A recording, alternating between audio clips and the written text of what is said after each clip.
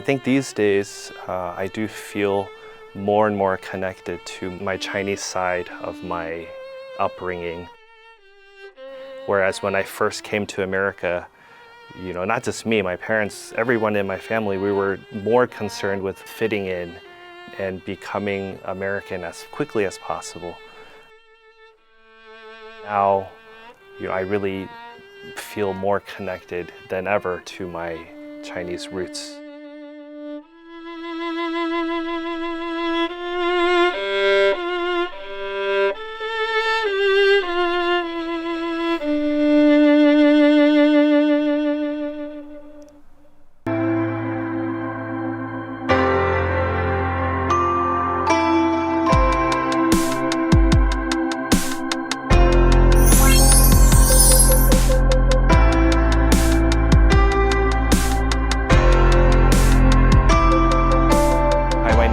Huang.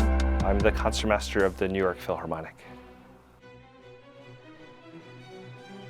Being concertmaster of this amazing orchestra, it's just a joy. I love coming to work. We play so much music, 2 to 3 programs a week sometimes.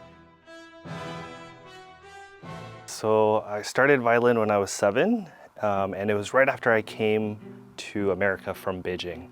My mom was a violin teacher. She was very tough on me, so I had to practice a lot.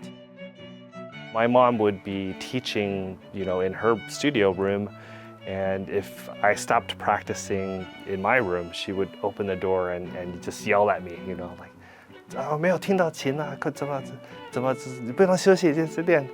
They just did whatever they could to make sure I was prepared for a life as a musician.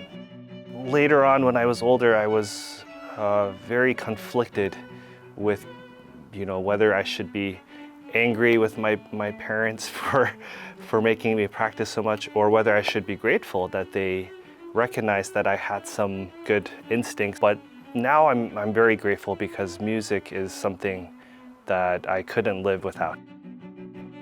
I heard that New York Phil had a concertmaster opening. At that time, I was concertmaster in the Houston Symphony in Houston, Texas. And when I heard about this opening, it was kind of a big deal. Everybody in the world, I think, had their eye on this position.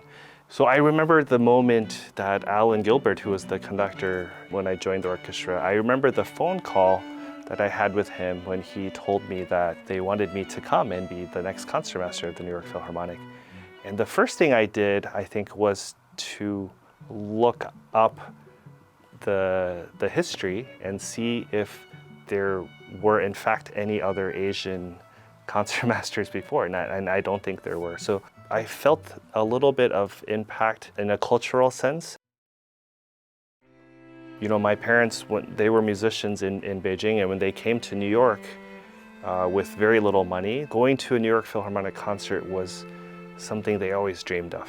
And in that fall, the next year, when I played my first official concert and my parents came, and I was able to give them really nice comp tickets to come watch their son, play. It was a big solo, Heldenleben, big violin solo. My sister, my parents, they came, and it was very emotional for them because I think that was their first time listening to a New York Philharmonic concert after, 30, 40 years of dreaming about it. It really is so meaningful to me to think about how far the journey has been from where I was to now. I think there's something very unifying about the power of music, and that's something I always look for when we perform. We have such a diverse audience here in New York. I see people from all ranges of age and ethnicity and wealth, and I see how music affects people so personally. A lot of moments are seared into my brain from certain concerts, but it's not so much the program or the occasion. It's usually something where I see a really strong reaction from the audience. We're playing something really beautiful. If I happen to look out, I see people really moved by the music. tears streaming down their face, or like people like kind of holding each other, like those moments are really meaningful to me because in my mind that means we're doing something right.